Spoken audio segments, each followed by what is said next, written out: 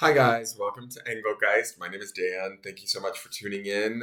For those of you that are new, welcome. For those of you that are returning, welcome back. For those of you that support me over on Patreon, thank you so very much for your subscriptions. This is the weekly forecast. It is the underpinning energy for the week. It is a collective, shared reading for all signs. It is for the week, the first week of May. We're entering a new month, still in Taurus season. We just had that Taurus new moon. The black moon, I believe it's called. We have another, I believe we have another new moon going on. I have no idea. There's like a lot of crazy shit going on. Flower moon is happening on the 16th. A lot of stuff going on. Anyways, so this is for the week of the 1st through the 7th. So let's look at the cards. You guys know the drill as far as what I want you to do. If you don't, check out any of my other daily videos to know what my spiel is. And I'm just going to do this reading because I'm running behind and it's just not my day today. Let's just say that. So let's see what's going on for the collective for the week of the 1st through the 7th.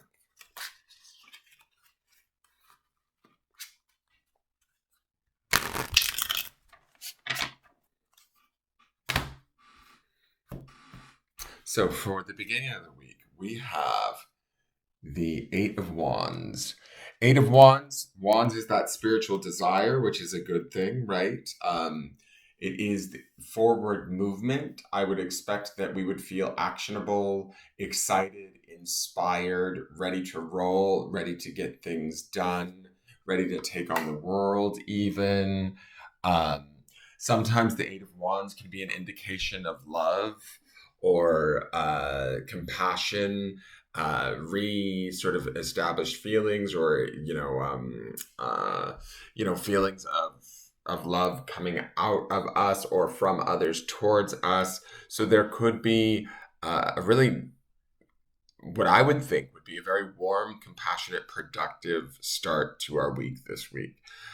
If you have projects at hand, imagine getting those projects done quickly. Swiftly and with pleasure, right? That would be the Eight of Wands to me. If you're in a romantic relationship, or you're looking for one, or you might find yourself being pursued or in pursuit of someone, right? That could also be Eight of Wands energy. It's going to be productive. It's going to be dynamic. It's going to be exciting and stimulating, right, at a very spiritual sort of level. Like inspiration would be a good word, right? And so take that inspiration in the beginning of the week and put it to good use, put it to good work, help it, allow it to move you forward, to keep you going, to keep you inspired and moving towards whatever it is your goals may be, whatever it is that you want. The midweek card, interesting. That energy is going to slow right back down. We've got the Knight of Pentacles in the midweek. I'm not mad at him showing up, though, because it is Taurian season, and he would definitely be associated with the earth signs, right? And the Knight of Pentacles, he gets a bad rap for being the slowest card of the deck, right? He's not going to move until he's sure that everything is correct, that everything's been checked and double checked. He's not going to be like swift in his decision making. He's going to be practical, discerning, logical, maybe even reluctant to make a decision, right? Until he's really sure of what the outcome is going to be. The Knight of Pentacles represents sort of the setting of plans in a very thorough manner, right? So where we have the speed and the excitement in the beginning of the week of the Eight of Wands, and the optimism that comes with that, the Knight of Pentacles comes in the midweek and kind of grounds us out a little bit, shows us like, okay, that's great, Rhonda. It's great that you're so inspired and you want to get all this stuff done, and certainly go ahead and do so. But let me show you how to put it to practical work. Let me show you how to put a good foundation underneath it so that it actually sticks and stays and really matters, right? That's the kind of vibe that I'm getting from him in the midweek. Is like anything that we're inspired by and working towards, or actively like trying to produce, even with like ourselves or others in the beginning of the week, the Knight of Wands or Knight of Pentacles makes us sort of take ownership of it, right? And really look at it from a place of, okay, this is what I want, and this is how I'm going to have it, and this is how I'm going to manifest it and make it real in my life. And I'm going to be slow about it, right? I'm going to be careful with it because it's important, because I'm inspired by it, because I might love it, right? It could be a relationship for some of you. If you're inspired by that Eight of Wands and there's a declaration of love that comes in the early part of the week, the Knight of Pentacles might back you up a little bit and be like, does he really mean that? If he does, what does that mean for me? How do I behave? What do I do? What's the most respectful and correct thing to do in this situation? So that would be the Knight of Pentacles energy in the midweek. I'm not mad at him being here. I think he's actually a very strong, grounding presence that will benefit us in whatever it is that we are working towards. All of you are going to be experiencing or working towards something different this week, but whatever it is, it should be desirable and exciting in the beginning of the week. And then we get to like brass tacks or putting our nose to the groundstone in the midweek and actually beginning to take like sort of productive physical steps towards it, although they may feel slow or one foot in front of the other kind of energy, but we're doing it for our own benefit or for the benefit of those around us or everybody else around us. Now, the last card is the Ten of Wands. Again, we're back to that fire. Ten of Wands is oftentimes being done with a situation, releasing a situation, reaching the finish line, being very close to the finish line. Tens indicate not only finishes with ourselves, but with the entirety of the situation. Like everybody gets to find closure around this scenario, whatever it may be that we're working towards, whatever it may be that we're holding strong within in the midweek through that Knight of Pentacles.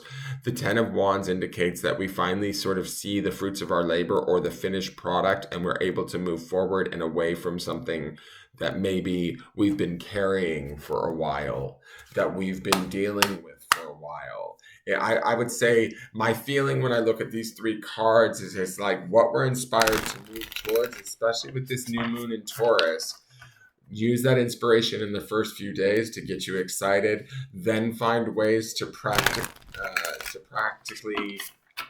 to ground it into reality and take actionable steps that are practical, logical, and valuable, right? That have value, long-term value. Then this Ten of Wands indicates to me that we need to let go of some of the old shit. Some of the things that maybe we've been doing in the past that we thought were the things that we wanted, that maybe we found maybe they're not anymore, or maybe we've been doing it this way, a certain way for so long, and we're done, we're tired. Let's just let it go. Let's shift it, right? And it's the practicality of that Knight of Pentacles that might actually show us how to be able to truly let go of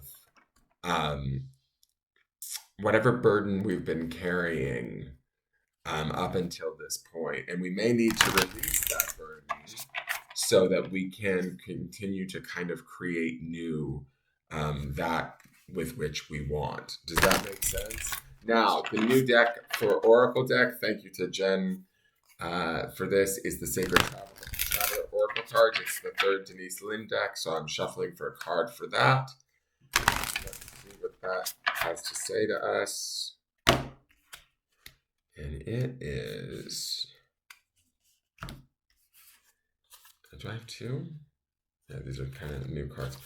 Begin now. Take your first step and see how he's on a journey. He's getting ready to move like away from probably what's comfortable and easy towards something new, exciting on the horizon. So that to me does speak to this Eight of Wands, right? That's the fire, the inspiration that we feel. The steps forward may be slow or careful or calculated in a way with the Knight of Pentacles in the center, but we have to also be willing to leave sort of maybe what is familiar or comfortable. And that would be the Ten of Wands, letting go of that burden, letting go of whatever we've been carrying. Maybe we've been carrying a relationship or another person with us that we're not responsible for anymore. And we might have to like step away from them, right? Or release that into the, into their own care and being, so that we can begin to move forward and take our first steps towards whatever it is that does inspire us in that Eight of Wands. Right? There's a journey ahead. There's something new for all of us, is my feeling with these cards. Let me read Begin Now really quick. Begin now. Take your first step. The card meaning every journey starts with the first step. There is no moment better than the present one to begin. You might not feel ready, but nevertheless, it's now. Now is the time to start. A new cycle is beginning. Wipe the slate clean and get going. Release familiar routines, stagnant situations, or challenging relationships that no longer support or empower you. You are at the end of an old cycle and beginning a new and exciting one. Set your sails for a new horizon. The sacred traveler wants you to know these are times when the traveler needs to separate from family, friends, and acquaintances to enter new places within himself or herself. Sometimes the traveler must go beyond what is familiar in order to be open to the transformation and change. Thus, the journey brings a heightened sense of awareness and ignites mindfulness. Sometimes it can feel difficult to take that first step, but unless you do, you'll never know the joy and fulfillment that await you. Do it now. In the words of Lao Tzu, a journey of 1,000 miles must begin with a single step. And so there is a journey beginning to take here when we might even have a little bit of reluctance in the midweek with that Knight of Pentacles. But I also think that he steadies us. He keeps us on the path. He keeps us doing what we need to be doing in the way that we need to be doing it so that it's productive. Here is the grounding stone for the week. Whatever it is we are letting go, whatever it is we are moving towards. And again, we see this in the Eight of Wands at the beginning of the week. Remember to enjoy the process, even the release. Even if some of us are having to release or step away from things that are familiar or that we thought would always be there, but they've become burdens or we need to let them go so that we can move on to something that's more true to who we are. Remember to enjoy every step of the way. Enjoy the process, all aspects of it, because this is all just a journey and we're probably going to take it again once we die. We'll come back in another body. That is your reading. Please hit the thumbs up button, subscribe, like, share, comment, all of that. And I look forward to seeing you guys tomorrow to see how the energy builds with this. Thank you so much for tuning in and you have a wonderful day. Take care. Bye-bye.